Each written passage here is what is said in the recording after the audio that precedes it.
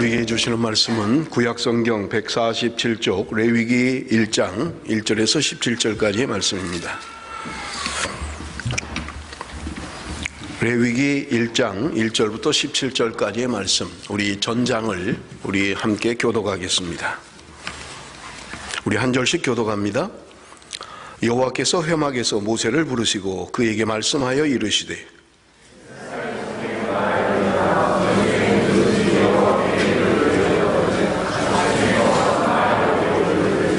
그 예물이 소의 번제이면 흠없는 수꽃으로 회막문에서 여호와 앞에 기쁘게 받으시도록 드릴지니라.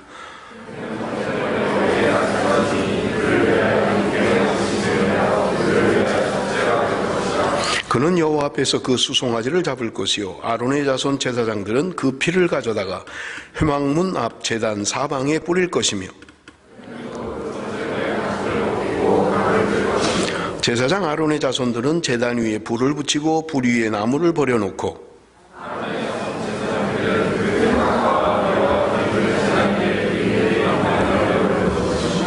그 내장과 정강이를 물로 씻을 것이요 제사장은 그 전부를 제단 위에서 불살라 번제를 드릴지니 이는 화제라 여호와께 향기로운 냄새니라.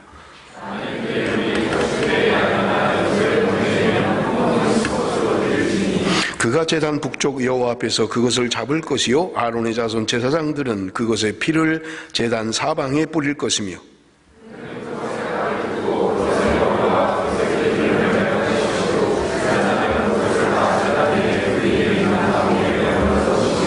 그 내장과 그 정강이를 물로 씻을 것이요 제사장은 그 전부를 가져다가 제단 위에서 불살라 번제를 드릴지니 이는 화제라 여호와께 향기로운 냄새니라.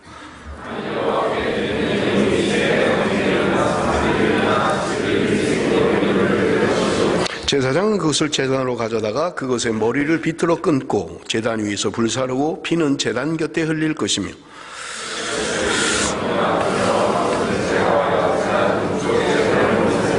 다 같이 읽겠습니다. 또 그 날개 자리에서 그 몸을 찢되 아주 찢지 말고 제사장이 그것을 제단 위에 불 위에 있는 나무 위에서 불살라 번제를 드릴지니 이는 화제라 여호와께 향기로운 냄새니라. 아멘.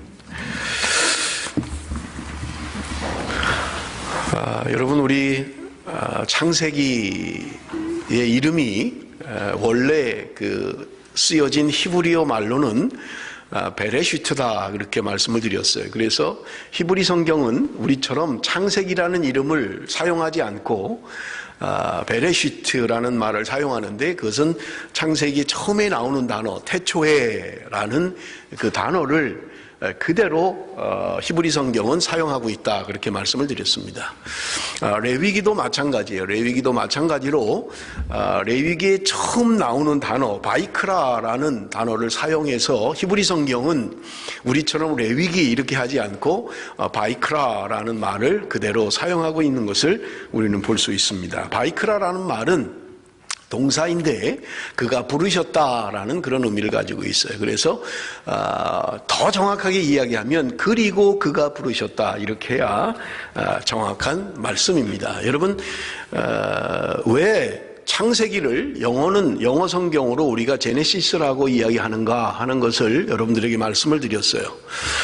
원래 성경이 기록된 히브리어에서 주전 300년 전에 헬라어로 성경을 번역하면서 우리가 가지고 있는, 그러니까 원래 히브리 성경은 베레시트라고 하는 태초에라는 말로 창세기를 표현하고 있지만 히브리 말을 헬라 말로 번역을 할 때 전체적인 성경의 창세기 전체적인 내용을 요약을 해서 제목으로 잡았는데 그게 헬라 말로 뭐냐면 창세기 2장 4절에 있는 대략이라고 하는 말이에요. 족보 또는 뭐 이런 말인데 창세기 2장 4절에 나오는 단어입니다. 그래서 창세기를 보면 창세기 1장 1절부터 50장까지 10개의 족보가 나와요. 10개의 대략이 나오는데 이거를 보고 창세기 이름을 지을 때 창세기 2장 4절에 나오는 토레도트라고 하는 말을 성경 제목으로, 성경 책의 창세기의 제목으로 정했던 거예요. 바로 이 토레도트라는 말이 헬라어로 번역을 하면서 제네시스라는 말이고 이것은 세대, 족보, 대략 이런 말입니다. 그래서 그대로 영어는 헬라어의 말을 그대로 창세기 이름을 갖다 붙여서 영어로는 창세기를 제네시스 그렇게 이야기하는 거예요. 레위기도 마찬가지입니다. 아까 말씀드린 것처럼 레위기도 처음 나오는 단어는 바이크라라는 말이에요. 이것은 그가 부르셨다라는 말인데 이 말을 히브리 말은 레위기의 제목으로 정했던 거예요. 처음 나오는 단어를 그대로 성경의 제목으로 정해서 우리처럼 레위기 이렇게 하지 않고 히브리 사람들은 바이크라라는 말로 처음 나오는 단어를 레위기의 이름으로 정하고 있는 것을 우리가 볼 수 있습니다. 자, 그러면 영어로 우리가 레위기를 뭐라고 합니까? 영어 성경에 레위기는 창세기는 제네시스, 출애굽기는 엑소더스. 그러면 레위기는 뭐라 그래요? 레위기를 영어로 레비투스 그렇게 하잖아요. 레비투스라는 말은 히브리어를 헬라어로 옮길 때 마찬가지로 헬라어로 옮기는 성경 가운데 레위기의 전체 내용을 주제로 정한 거예요. 레위기에서 말하는 게 도대체 뭐냐라고 할 때 헬라어 성경, 히브리 성경을 헬라어 성경으로 옮길 때 레위인들에 대한 이야기다. 레위 제사장들에 대한 이야기, 뭐 제사에 대한 이야기. 그래서 이 레위에 대한 것이 레위기의 주된 주제다라고 생각을 했기 때문에 이름을 그대로 레비투스, 레위인 이렇게 지었던 거예요. 그래서 성경의 이름을 옮기면서 원래 히브리 성경은 바이크라라는 말인데 이 말을 영어 성경으로 옮길 때는 전체의 내용을 주제로 정해서 레비투스, 레위인이라고 이름을 지었고 우리는 그대로 영어 성경은 그것을 받아서 레위기를 레비투스다 그렇게 이야기하고 있는 것을 우리는 볼 수 있습니다. 여러분 레위기는 우리가 보통 이야기하는 모세오경 가운데 한 권입니다. 모세오경 처음 창세기서부터 나오는 구약의 5권 창세기, 출애굽기, 레위기, 민수기, 신명기 이 5권을 우리가 모세오경이다 그렇게 이야기해요. 모세의 5가지 율법, 계명 그래서 모세오경이다 그렇게 이야기하는데 이 레위기는 중간에 들어있는 거예요. 제일 가운데 들어있죠. 그런데 여러분 우리가 성경을 지금 읽는 분도 계시지만 성경을 읽기로 결심을 하고 성경을 읽으면 대부분 어디서 걸리냐면 창세기는 잘 읽어요. 뭐 이야기니까 뭐 하나님 천지를 창조하시고 아브라함을 부르시고 이삭 부르시고 야곱 부르시고 재미있어요. 그런데 이제 출애굽기를 가면 1장에서 15장까지는 그래도 괜찮아요. 계속 역사입니다. 재앙이 나오고 그리고 탈출하는 이야기가 나와요. 그런데 시내산에 도착해서 출애굽기 25장에 가면 하나님이 이스라엘 백성들에게 성막을 만들라고 하시면서 성막에 대한 아주 자세한 이야기를 하세요. 그런데 무슨 말인지 모르는 거예요. 장이 몇 규빗, 고가 몇 규빗, 길이가 얼마, 뭐 청색, 홍색, 자색실 뭐 들어보지도 못한 말들을 하는데 끝도 없이 하는데 25장부터 출애굽기 끝날 때까지 계속 가는 거예요. 그러니까 여기쯤 가면 이제 이게 도대체 뭐야? 이게 무슨 말이야? 그래도 일독은 해야지. 이를 악물고 출애굽기를 끝냈습니다. 근데 레위기를 딱 펴는 순간 또 그 다음에 이제 제사가 나오는 거예요. 뭐 번제, 소제, 화목제, 속제제, 속건제, 뭐 요제, 거제 뭐 하는데 전혀 무슨 말인지 모르겠는 거예요. 왜냐하면 지금 우리가 제사를 드리지 않기 때문에 그렇습니다. 우리가 지금 제사를 드리면 그래도 이해할 수가 있어요. 예를 들면 이런 이야기예요. 여러분 교회를 오실 때는 단정한 옷을 입고 오셔야만 합니다. 오시면 먼저 자리에 앉으셔서 기도하고 오늘 설교할 본문을 주보에 있는 말씀을 먼저 한번 펴서 읽으십시오. 이렇게 하면 너무 쉬워요. 왜냐하면 지금 내가 하는 거를 이야기하니까. 근데 지금 이 레위기는 우리가 전혀 제사를 드리지도 않고 무슨 말인지도 어려운 뭐 소를 드려라, 양을 드려라, 염소를 드려라, 태워서 드려라, 흔들어서 드려라, 무슨 뭐 높이 들어서 드려라, 부어서 드려라, 이게 무슨 말인지 도대체 알지도 못하겠고 무슨 의미인지도 모르겠고. 그래서 출애굽기 25장부터 레위기로 넘어가면 포기를 하는 거예요. 에이 올해도 못 읽겠다. 그 다음에 또 매년 연초에 또 성경 시도를 합니다. 내가 올해는 꼭 성경 일독을 할 거야 하고 창세기부터 읽어가는데 출애굽기 25장, 30장 가면 또 모릅니다. 정색, 자색, 홍색, 실로 뭐 장이 얼마, 고가 얼마, 규빗이 얼마 뭐 하는데 부지깽이가 어떻고 하는데 전혀 또 모르겠는 거예요. 또 덮어버리는 거예요. 어려워요. 그래서 여러분 레위기를 가장 안 읽는 성경 중에 하나예요. 사람들이. 왜냐하면 무슨 말인지 모르니까, 어려우니까. 그런데 여러분, 이 레위기를 유대인들은 자녀를 낳으면 5살이 될 때쯤에 제일 먼저 5살 된 아이에게 가르치는 성경이 레위기입니다.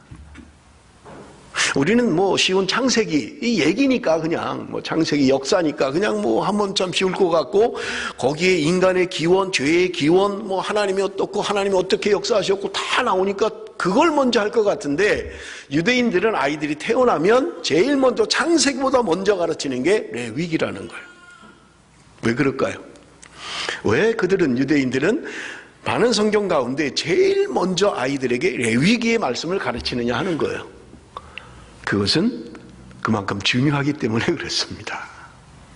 우리는 읽기가 힘들고 이해하기가 어려운데 이 레위기가 아주 중요한 성경이기 때문에 그래요. 그래서 여러분 시중에 나온 레위기의 해설한 책들을 한번 보십시오. 90% 이상이 들어가는 단어가 꼭 있어요. 저도 갖고 있는 것 가운데 90%가 이 단어는 반드시 들어갑니다. 레위기 해설집들은. 그게 뭐냐면 거룩이라는 거예요. 거룩. 그래서 아주 두꺼운 한 700페이지 되는 책인데 거룩과 동행 이런 제목이 거룩과 동행. 내가 거룩하니 너희도 거룩하라. 뭐 이런 거예요.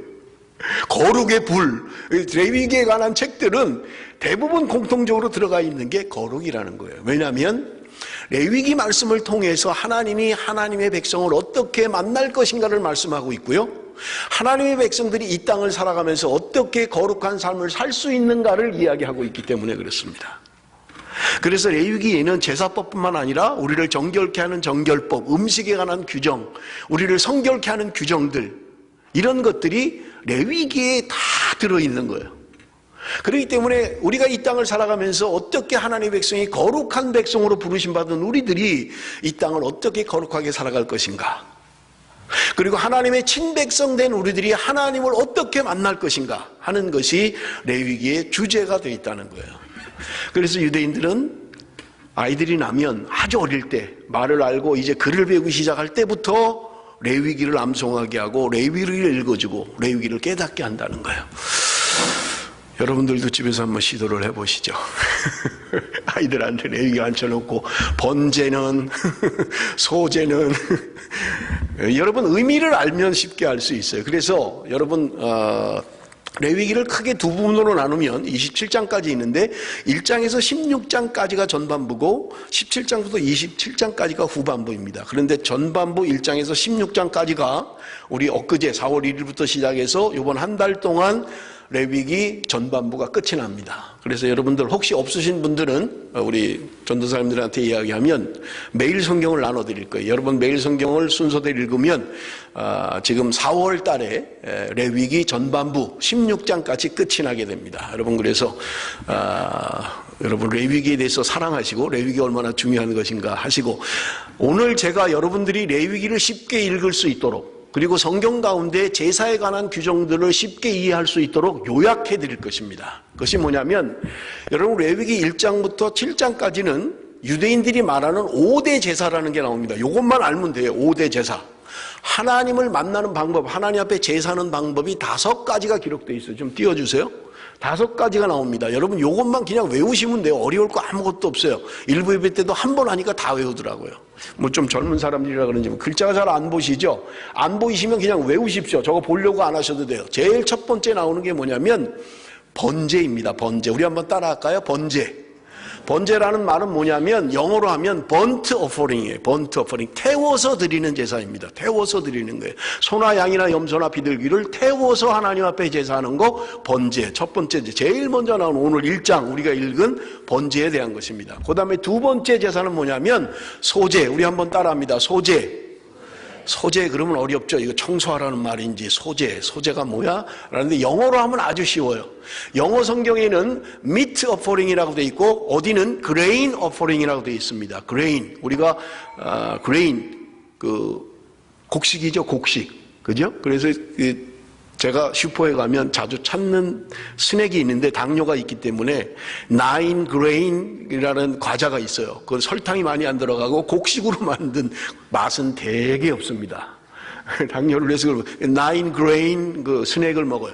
그레인으로 드리는 곡식으로 하나님 앞에 제사하는 것, 그래서 소제, 여러분 그렇게 이해를 하시면 되고요. 그 다음에 세 번째 제사가 뭐냐면 화목제입니다. 화목제는 영어로 peace offering, 하나님과 사람 사이의 화목을 위하여 드리는 제사. 지금 몇 개 했죠? 3개. 자, 한번 여기까지만 해봅니다. 첫째 뭐라 그랬어요? 번제. 두 번째는요, 소제. 그 다음에는요, 화목제. 번제는 어떻게 제사한다고요? 태워서 제사한다. 소제는요, 곡식으로 제사한다. 그 다음에 화목제는요, 피스 오퍼링, 하나님과의 화목을 위해서 드리는 제사다. 그렇게 앞으로 2개 남았습니다. 속죄제, 속건제가 있어요. 속죄제, 속건제. 따라합니다. 속죄제, 속건제.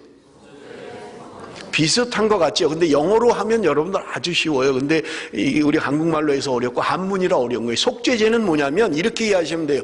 내가 하나님 앞에 부지불식간에 내가 알든지 모르든지 죄를 지었을 때 그 죄를 속량하기 위하여 드리는 제사가 속죄제다. 그럼 속건제는 뭐냐? 내가 죄를 지었는데 남에게 피해를 줬어요. 본의 아니게 남의 걸 훔쳐왔다든지 본의 아니게 남의 소를 어떻게 상하게 했다든지 할 때 나의 그 죄를 사하기 위하여 드리는 제사인데 이것은 반드시 배상을 해야만 합니다. 왜냐하면 피해를 줬기 때문에. 그래서 내가 양을 한 마리 훔쳐왔어요. 그러면 그 양 한 마리를 돌려주는 게 아니라 양 한 마리 값에 5분의 1을 더해서 돌려줘야 돼요. 그냥 그것만 원금만 돌리는 게 아니라 5분의 1을 더한 것을 그 사람에게 물어줘야 돼요. 내가 양을 한 마리 훔쳐왔다. 그러면 양이 10만 원이다. 그러면 갚을 때는 10만 원만 갚는 게 아니라 얼마 갚는다고요? 12만 원을 갚아야 된다는 거예요. 5분의 1을 더해서. 그래서 속건제는 그냥 하나님 나 용서해 주세요. 내가 남의 양을 훔쳤습니다. 하나님 아시죠? 하나님만 하시면 됩니다. 라고 끝이 아니라 반드시 배상을 해야 된다는 거예요. 내가 죄로 드러났을 때 그 죄에 대하여 배상을 해야 된다는 거예요. 남에게 피해를 줬기 때문에. 그러나 속죄제는 뭐라고요? 내가 하나님 앞에 뭔가 범죄했을 때 이건 뭐 남에게 피해를 주진 않았어요. 그렇지만 내가 죄를 졌어요. 이럴 때는 하나님 앞에 속죄제를 드려서 우리의 죄를 속한다는 거예요. 속건제는 배상의 의미가 있다라고 하는 것을 이해하죠. 이 5가지가 성경에 나오는 제사의 다입니다. 쉽죠? 우리 한번 처음부터 해볼까요? 첫째, 번제. 따라합니다. 두 번째, 소제. 세 번째, 화목제. 네 번째, 속죄제. 5번째, 속건제. 아직 안 되나요? 한 번 더 해볼까요? 할 수 있겠죠? 네, 우리 한번 처음부터 한번 그냥 쭉 합니다. 번제부터 시작. 번제, 소제, 화목제, 속죄제, 속건제. 끝이에요, 이게. 성경에 나오는 제사 다예요. 쉽지, 어렵지 않잖아요. 그죠? 자, 그럼 화목제는 뭘 위해서 드리는 제사라고요? 화목제. 하나님과 나 사이에 화평을 위해서, 피스 오퍼링이라는 거예요. 화평을 위해서. 자, 속건제는 뭐예요? 속건제? 남에게 뭔가 피해를 주고 죄를 졌을 때 그 피해를 보상하는 제사. 속죄제는 내가 뭔가 하나님 앞에 죄를 졌을 때 그 죄를 속하기 위하여 드리는 제사. 그죠? 소제. 소제의 특징은 뭐예요? 곡식으로 드리는 제사. 여러분 다 천재시네, 뭐. 이 5가지가 전부 다예요. 이게 끝이에요. 어렵지 않죠? 근데 하나만 더 해야 돼요. 이거는 제사의 종류를 이야기하는 거고 제사를 드리는 방법이 있어요. 요게 이제 4가지예요. 요렇게만 알면 여러분들 레위기는 끝입니다. 다 이해하는 거예요. 제사에 대한 건 다 끝나. 여러분이 민수기 가서 읽을 때도 아, 요거구나. 요런 말씀이구나 하는 걸 금방 이해할 수 있어요. 제사의 종류는 5가지, 번제, 소제, 화목제, 속죄제, 속건제. 이건 제사의 종류. 그러나 제사를 드리는 방법에 따라서 4가지가 있어요. 첫 번째는 뭐냐면 화제. 따라합니다. 화제. 화제. 이거는 불로 태워서 드리는 거예요. 그 다음에 거제라는 게 있어요. 거제. 거제라는 건 뭐냐면 들어서 하나님 앞에 예물을 드리는 거예요. 여러분 여러분 우리 가족 수련회를 가는데 이번 가족 수련회에 참여하실 분 손을 들어주세요 이렇게 하잖아요. 그죠? 손을 들라는 말이 거수라는 거잖아요. 그래서 군인들이 격려할 때 뭐라 그래요? 거수 격려를 한다 그러잖아요. 손을 들어서 인사하는 거예요. 이게 거수 격려예요. 군인들의 손을 든다는 거예요. 손을 들어서 격려하는 거예요. 이게 거수 격려예요. 손을 드는 게 뭐냐? 거제예요. 그래서 재물을 가지고 들어서 드리는 거예요. 이거를 거제다. 이게 제사 드리는 방법이에요. 그 다음에 또 하나 요제라는 게 있어요. 요제. 요제는 뭐냐? 흔들어서 드리는 거예요. 흔들어서. 별 제사법이 다 있죠. 흔들어서 드리는, 춤을 추는 건지 몰라도 하여튼 흔들어서 드리는 게 요제. 그 다음에 마지막이 전제라는 게 있습니다. 전제. 전제라는 말은 뭐냐면 부어서 드리는 거예요. 재물을 다 해놓고 거기에다가 술을 부어서, 포도주를 부어서 드리는 제사. 그거를 전제다 그렇게 얘기합니다. 자, 제사를 드리는 방법은 첫째 화제, 그 다음에 거제, 그 다음에 요제, 그리고 전제. 이게 끝이에요. 이게 제사 드리는 방법이에요. 한번 다시 합니다. 우리 첫 번째 뭐라고요? 화제, 불로 태워서 드리는 거, 그 다음에 거제, 들어서 드리는 거, 그 다음에 요제, 흔들어서 드리는 거, 전제, 부어서 드리는 거. 이게 끝이에요. 이렇게만 여러분 알면 레위기 아주 쉽습니다. 그리고 제사법 너무 쉬워요. 이해하는데 어려움이 없어요. 여러분 성경을 읽어보세요, 나중에. 그러면 이게 이렇게 하라는 거구나. 근데 번제를 드리는데 또 뭐 여기 오늘 본문에도 보면 9절에 그렇게 돼 있잖아요. 그 내장과 정강이를 불로 씻을 것이요 제사장은 그 전부를 제단 위에서 불살라 번제를 드릴지니 이는 화제라 여호와께 향기로운 냄새니라. 아니 왜 번제라고 하면서 또 화제라고 해? 왜 그래요? 번제라는 것은 제사의 종류를 말하는 거고 화제라는 것은 제사의 방법을 이야기하는 거예요. 그죠? 번제를 드리는데 태워서 드리라는 거예요. 그러니까 소제도 마찬가지예요. 곡식으로 드릴 때 화제가 있어요. 곡식을 태워서 드리면 그런 제사의 방법 가운데 불로 태워서 드리는 게 화제다 이 말이에요. 그런데 거제는 들어서 그냥 드리는 거고 요제는 흔들어서 드리는 거고 전제는 부어서 드리는 거고 이게 여러분 제사법 끝이에요. 쉽죠? 어렵지 않죠? 그래서 여러분들이 자꾸 리마인드를 시키고 기억을 하십시오. 그래서 제사에는 5개의 제사가 있다. 제사를 드리는 방법에는 4가지가 있다. 요거를 여러분들이 이해하시면 그 다음에 성경을 읽을 때 이렇게 제사하라는 거구나 이해하기가 쉽다는 말입니다. 자, 우리 조금 성경을 우리 좀 봅니다. 레위기 1장 2절 말씀. 레위기 1장 2절 말씀 우리 한번 같이 읽겠습니다. 다 같이 시작.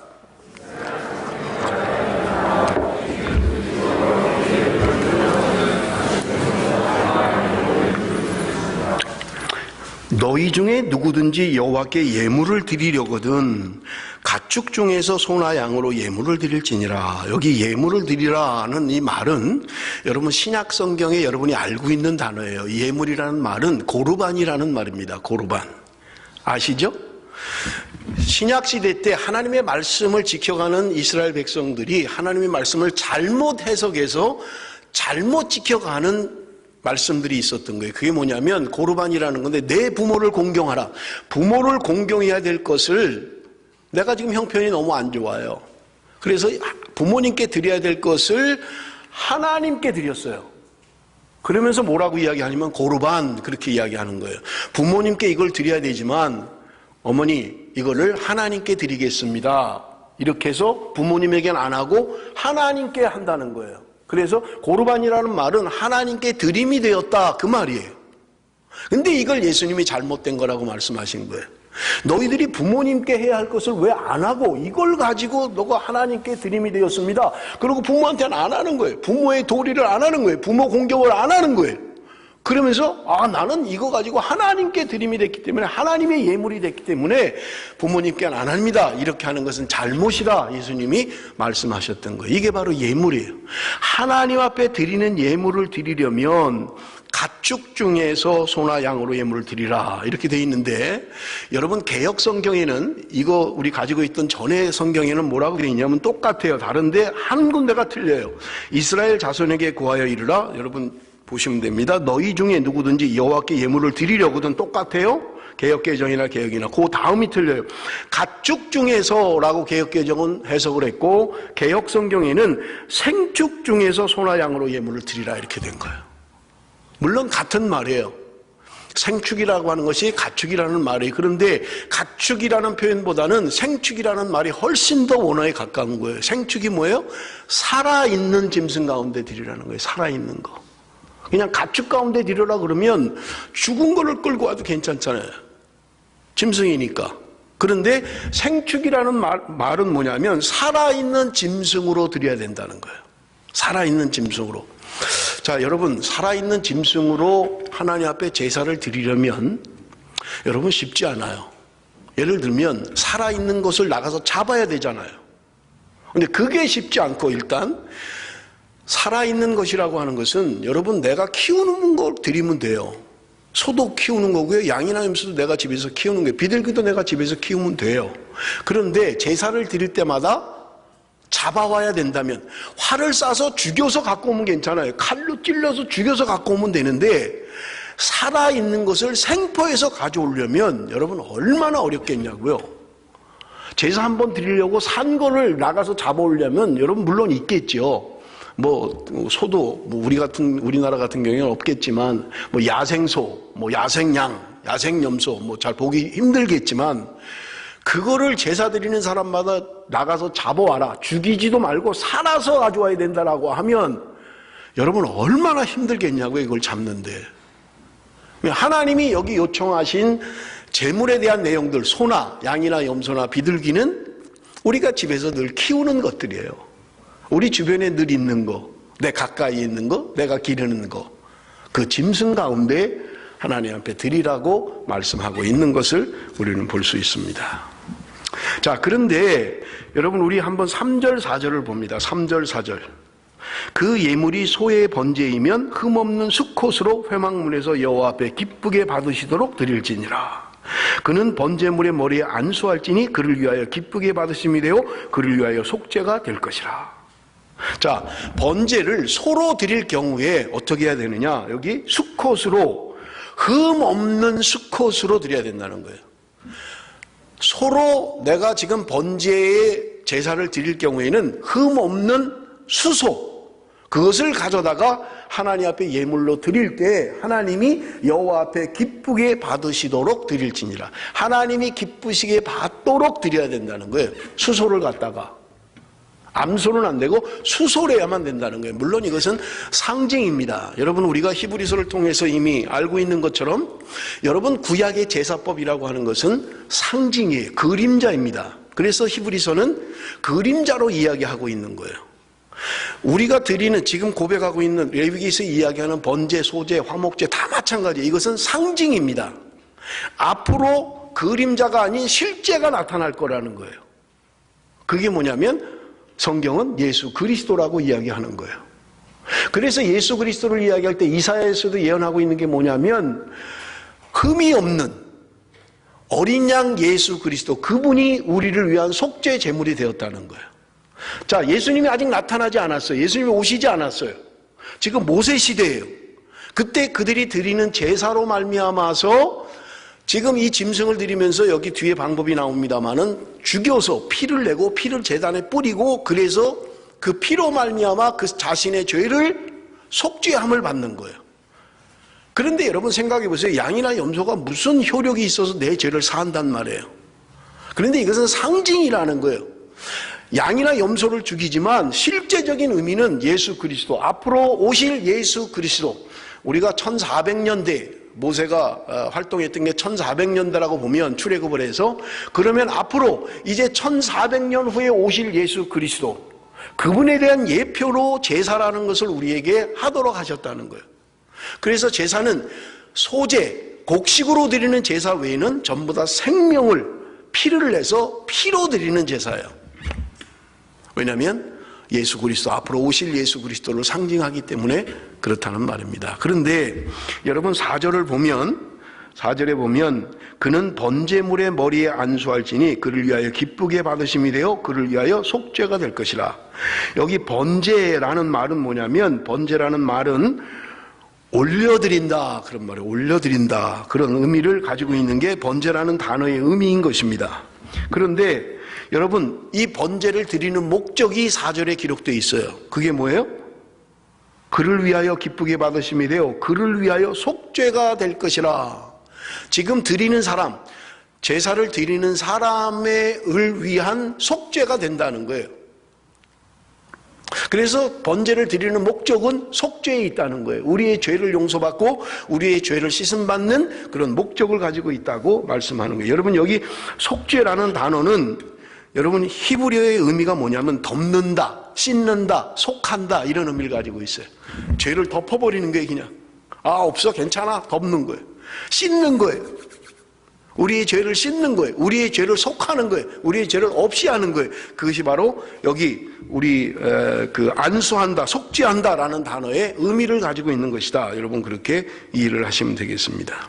그래서 베드로전서 1장 18절 19절 우리 한번 같이 읽습니다. 베드로전서 1장 18절 19절 다 같이 시작.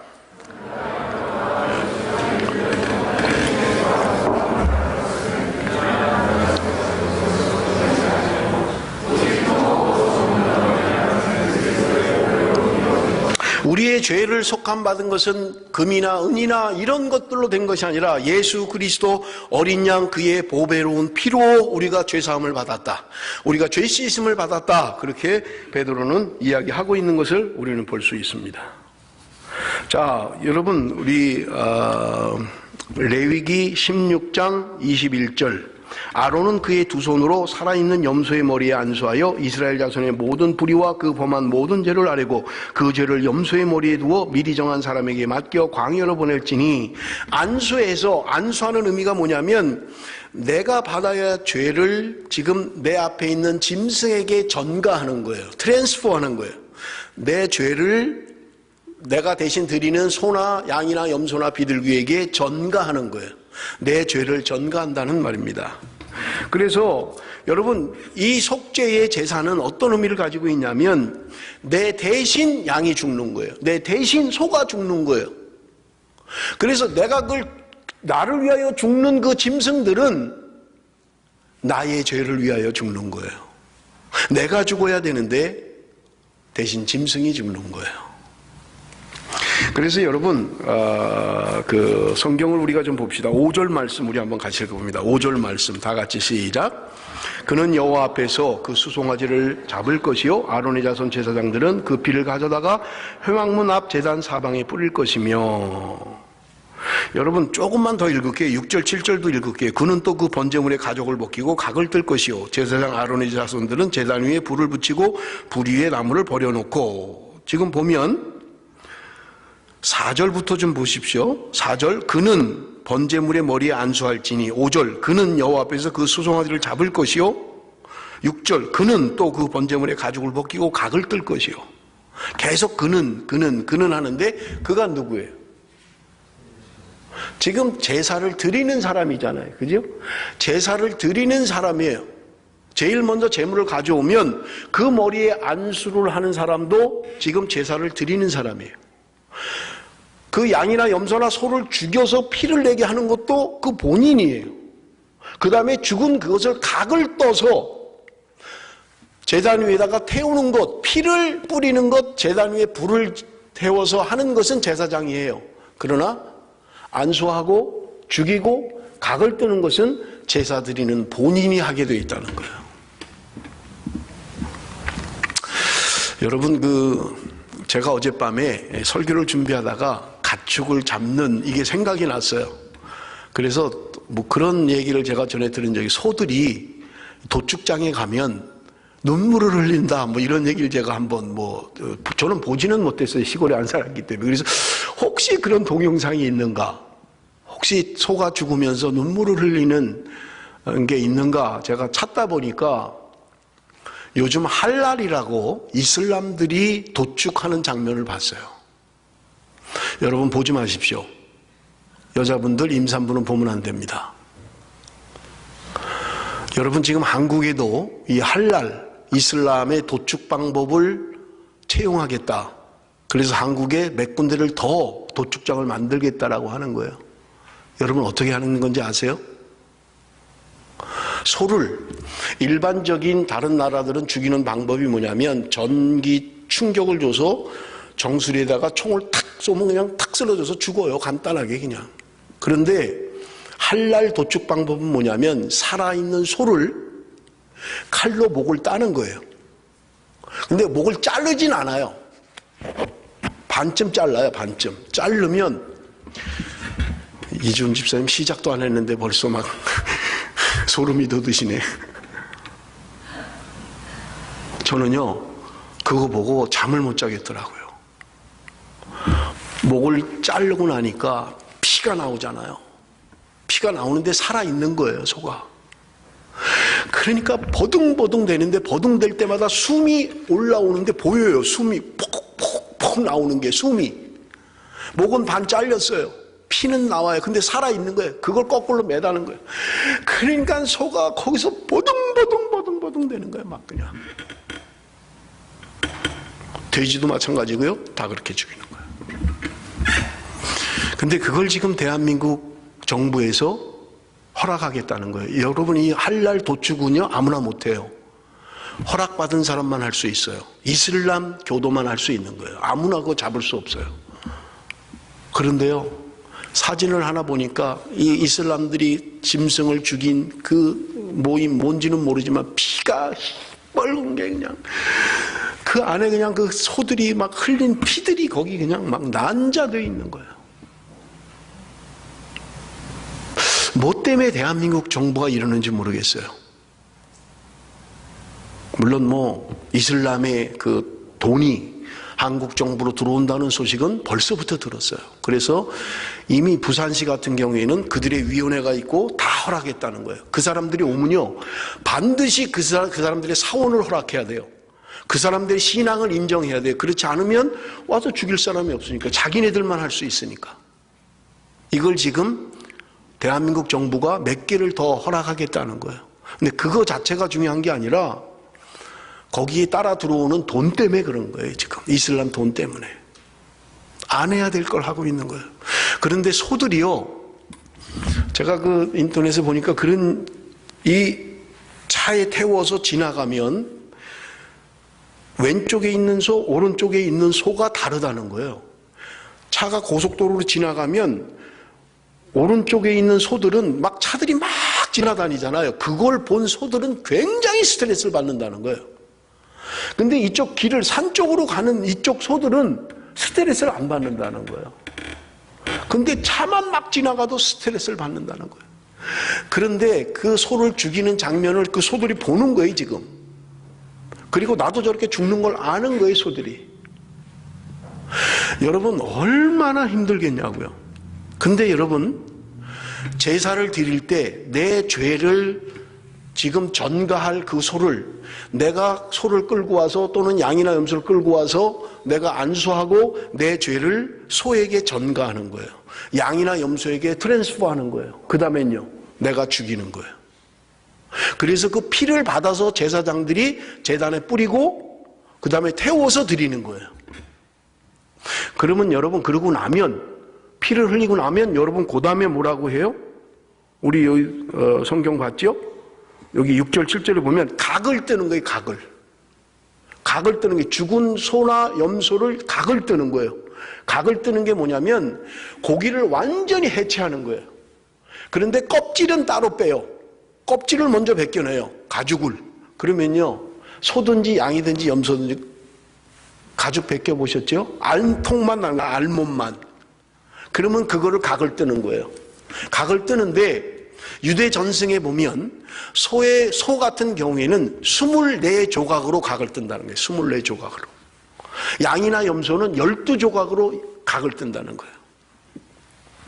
각을 뜨는데 각을 뜰 때 뭐라고 하면서 각을 뜨냐면 머리를 자르면서 하나님 내 교만을 자르나이다. 가슴을 도려내면서 죄악을 품었던 내 가슴을 도려내나이다. 다리를 자르면서 악을 향해 달려갔던 내 다리를 자르나이다. 엉덩이를 자르면서 하나님 내가 불의와 오만의 자리에 앉았던 내 엉덩이를 자르나이다. 내장을 씻으면서 내 속에 시기 질투 미움을 씻습니다. 그런 의미로 각을 뜬다는 거예요. 여러분 한번 상상을 해보십시오. 여러분, 우리가 예배를 하러 와서 제사를 하러 와서 내가 짐승을 가져와야 되고요, 거기 안수해야 돼요. 내가 오랫동안 키웠던 그 짐승을 죽여야 돼요. 그리고 나면 껍질을 벗겨내야 돼요. 그리고 24조각으로 난자를 하는 거예요. 잘라내는 거예요. 그걸 제사장들이 제단에, 번제단에 올라가서 그것을 태워서 하나님 앞에 예배하는 거예요. 여러분, 그 제사를 드리는 본인, 내가 죄를 지어서 지금 내가 키우고 애지중지하던 내 소, 내 양, 내 염소를 가지고 와서 제사를 드리는 거예요. 머리를 자르면서 하나님, 내 교만을 자릅니다. 하나님, 내 다리, 죄악의 길로 갔던 내 다리를 자릅니다. 트랜스퍼하는 거예요. 내 죄를 짐승에게 트랜스퍼하는 거예요. 여러분, 이게 번제입니다. 여러분, 그냥 할 수 있을까요? 저는 내가 키우지도 않았고 그냥 동영상으로 보는데도요, 잠이 안 오더라고요. 그 소들이 막 보둥보둥 하는 게 막 잠이 안 와요. 막 피가 벌컥벌컥벌컥 나오는 걸 보면서 잠이 안 오는 거예요. 내 죄를, 내가 흘려야 될 저 피를, 내가 죽어야 될 저 피를, 저 죽음을 내 대신 짐승이 죽는 거예요. 그리고 본체이신 그림자가 아닌 실상인 예수 그리스도가 이 땅에 오셔서 나를 위하여 도축 24개의 각을 뜨는 것 이상으로 훨씬 고통스러운 십자가의 죽음으로 저와 여러분을 위해서 주님이 죽으셨던 것입니다. 여러분, 하나님 앞에 예배하는 것, 제사라고 하는 것은 예배입니다. 내 죄를 속하기 위하여 내 대신 짐승이 죽는 거예요. 우리는 지금 제사를 드리지 않습니다. 왜냐하면 예수 그리스도께서 오셔서 이 모든 제사법의 희생의 완성을 하셨기 때문에 그래요. 그래서 우리는 제사를 드리지 않아요. 그런데 여러분, 이사야서 1장에는 이야기합니다. 그렇게 직접 각을 뜨고 직접 죽이고 그렇게 현장감 있는 제사를 드렸던 그들도 형식적인 예배를 드렸다는 거예요. 형식적인 제사를 드렸다는 거예요. 그래서 하나님이 이사야 1장에 고통스러워하는 게, 너희들이 내 마당만 밟고 다니는구나. 너희들이 월삭으로 안식일로 너희들이 나 앞에 나와서 예배한다고 하는데, 제사한다고 하는데 내가 피곤하다, 이제 그만했으면 좋겠다. 여러분, 이스라엘 유대인들이 중요하게 여기는 것들이 있어요. 그것은 뭐냐면, 여러분, 할례 제도입니다. 하나님의 택한 백성인 유대인들만 행할 수 있는 거예요. 난지 8일이 되면 그들은 성기, 남자 성기의 표피를 잘라내는 할례를 행했던 거예요. 하나님이 나를 선택하셨습니다. 하나님 나의 선민입니다. 하나님이 나의 주인입니다. 하나님이 나의 모든 것 되십니다. 라는 고백이에요. 또 하나는요, 안식일입니다. 이방인들에게 하나님이 안식일 지키라고 말씀하시지 않으세요? 물론 들어오면 할 수 있어요. 개종을 하면 할 수 있어요. 유대인들이 이게 굉장한 자기들 제가 표현을 굉장한 자부심이에요. 이 안식일에 대한 것은 오늘 오후 예배 때 제가 말씀드릴 겁니다. 그렇게 소중히 여기는 것들이에요. 자부심을 가지고 있는 것들이에요. 그런데 하나님께서 너희들이 내 앞에 나오는 게 내가 부담스럽다, 안 했으면 좋겠다. 저는요, 말씀을 준비하면서요, 만약에 우리가 이런 제사법을 지금도 드린다면, 여러분, 내가 지금 키우던 소나 양을 죽여서 내 대신 죄를 받고 아무 죄가 없는 짐승이, 내가 키웠던 양이나 염소가, 소가 지금 내 죄 때문에 죽어간다면, 그걸 껍질을 벗기고 각을 뜨는 그 행동을 하면서 여러분, 내 마음이 어떻겠냐고요. 내가 죽어야 되는데, 내가 저렇게 돼야 되는데 지금 내 대신 짐승이 그렇게 당하고 있는 거예요. 그러니 그들의 제사는 감격과 정말 은혜가 넘치지 않겠냐고요. 아무리 마음이 완악한 사람이라 할지라도 내가 저렇게 당해야 되는데 저 죄가 없는 짐승이 내 대신 저렇게 당하는 거라를 생각하면 감격과 감동이 되지 않겠냐고요. 그런데 그렇게 제사를 드렸던 그들을 향하여 하나님이 말씀하신 것은, 너희들이 내게 오는 마당만 밟고 다니는 건 내가 정말 더 이상은 견딜 수 없다라고 말씀하셨다고요. 너희들이 드리는 제사, 너희들이 드리는 피, 내가 아주 진절머리가 난다, 하나님이 말씀하셨다고요. 그러면서 저는요, 그렇다면 오늘 우리들 그런 제사도 드리지 않는 우리들이 하나님 앞에 예배하는 이 하나님을 향한 제사는 그들보다 나을 것 같은가요? 그렇게 현장감 있게 실제로 각을 뜨면서 드렸던 그 유대인들, 그들의 제사보다 우리가 훨씬 더 정성이 있고 훨씬 더 감격이 있고 예수 그리스도의 죽으심으로 인한 속죄의 감격에 그렇게 예배를 오늘 우리가 하고 있느냐 하는 거예요.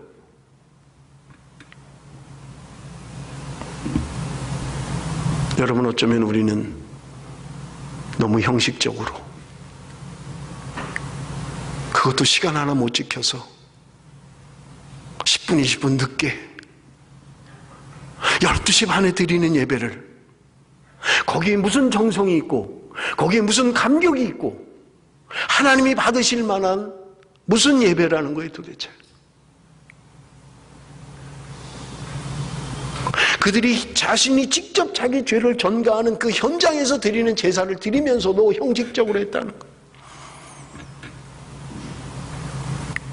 여러분, 성경은 우리에게 말씀합니다.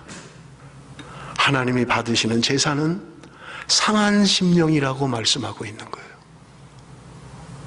내 죄를 토로하며 내가 얼마나 죄악된 인간인가를 깨달으면서 도저히 구제받을 수 없는,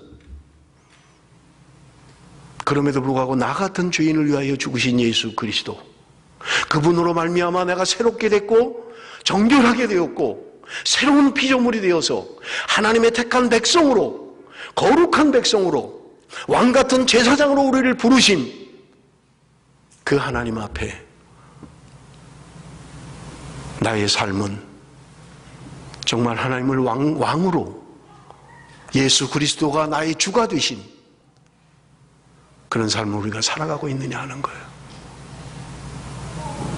내 생각대로 살다가, 내 뜻대로 살다가, 내 고집대로 살다가 주일날 한 번 와서 오늘 예배 기네, 이 베들교회 예배가 왜 이렇게 길어, 우리는 딱 1시간이면 끝났는데 벌써 1시간 20분 돼가는데 뭐 하는데 이 교회는 예배가 이렇게 긴 거야, 혹시 그러고 계시진 않느냐 하는 거예요.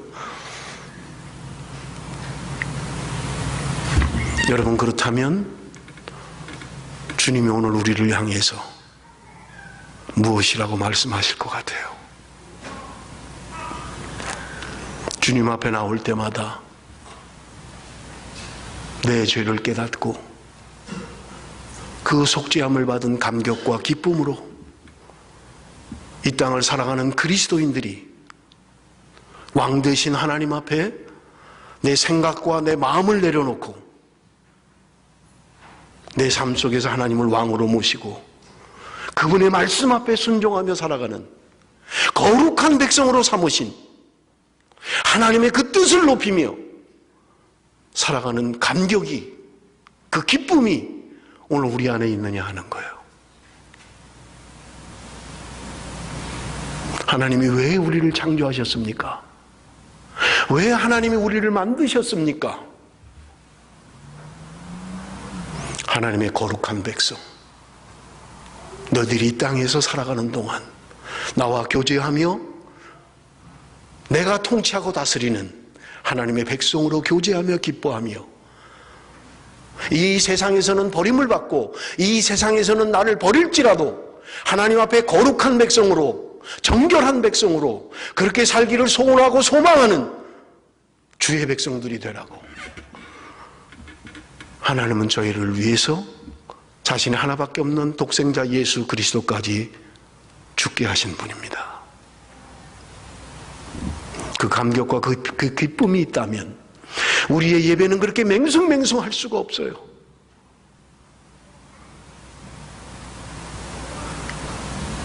내가 아무것도 알지 못하는 소, 나하고 아무 관계없는 소가 죽는 장면을 보면서도 얼마나 가슴이 뛰는지 잠이 안 올 정도인데 주님의 죽으심 앞에는 전혀 미동도 하지 않고 주님이 나를 위하여 죽으셨다라고 그렇게 외치는데도 아무 감동 없이, 아무 감격 없이, 아무 느낌 없이 여러분 그렇게 살아갈 수 있다면 도대체 우리는 얼마나 강심장이기에 그렇게 무감각하게 살아갈 수 있단 말입니까? 주님은 오늘도 우리를 부르십니다. 내가 거룩하니 너희도 거룩하라. 하나님이 우리의 목적이에요. 하나님이 우리를 향한 하나님의 뜻입니다. 내가 거룩한 것처럼 너희들도 거룩하게 살아라. 이 땅에서 버림을 받고 이 땅에서 왕따를 당하고 이 땅에서 그런 대접을 받는다 할지라도 하나님의 백성들이 거룩한 삶을 살기로 결심하고 살아가는, 여러분, 그것이 오늘 레위기가 주는 우리의 주제이고 레위기를 통해서 하나님이 우리에게 요청하시는 것입니다. 여러분, 힘들어도 세상을 살아가면서 우리가 왜 모르겠어요? 조금만 눈을 돌리면, 조금만 타협하면 쉽게 갈 수 있는 길, 쉽게 돈 벌 수 있는 거 알잖아요. 그럼에도 불구하고 하나님의 말씀이기에 하나님의 말씀을 순종하고 가기를 소원하는,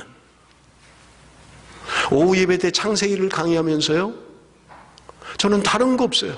여러분, 창세기 1장 1절이 믿어지면 태초에 하나님이 천지를 창조하셨느니라, 아멘. 여러분, 여기에 아멘 할 수 있다면 다른 건 문제될 게 아무것도 없다고요. 하나님이 만드셨어요. 하나님이 창조하셨어요. 하나님이 우리를 다스리고 계신 거예요. 하나님이 지금도 살아계셔서 오늘 우리와 함께 계신 하나님이에요. 여러분, 이 고백만 있을 수 있다면 하나님은 모든 걸 만드셨고 나는 그의 피조물입니다. 하나님은 오늘도 살아서 역사하시는 분입니다. 우리가 얼마나 많이 얘기를 해요. 그분이, 그 하나님이 오늘도 살아서 저와 여러분의 하나님이 되신다면 무엇이 두려운 것입니까? 무엇이 문제가 되는 거예요? 무엇이 안타깝습니까?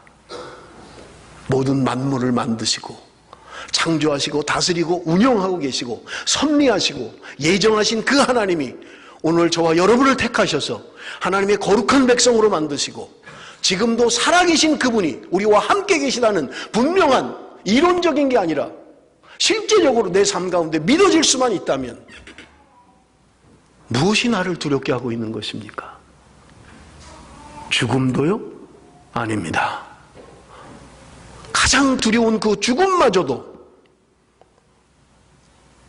여러분, 하나님이 살아계시고 하나님이 모든 것을 만드셨고 모든 것은 그로 말미암아 그에게로 돌아갈 것이라는 분명한 우리의 신앙 고백이 있다면 두려울 게 없는 것입니다. 우리는 그리로 돌아가기 때문에 그렇습니다. 그분에서 왔고 그분에게로 돌아갈 것입니다. 사랑하는 성도 여러분, 한 달 동안 레위기를 강의하게 될 것입니다. 여러분, 레위기 말씀을 묵상하시면서 하나님은 오늘 우리가 이 땅에서 어떤 거룩한 삶을 살기를 소원하시는지 여러분의 말씀 가운데 깊은 은혜가 있으시기를 바랍니다. 기도하겠습니다.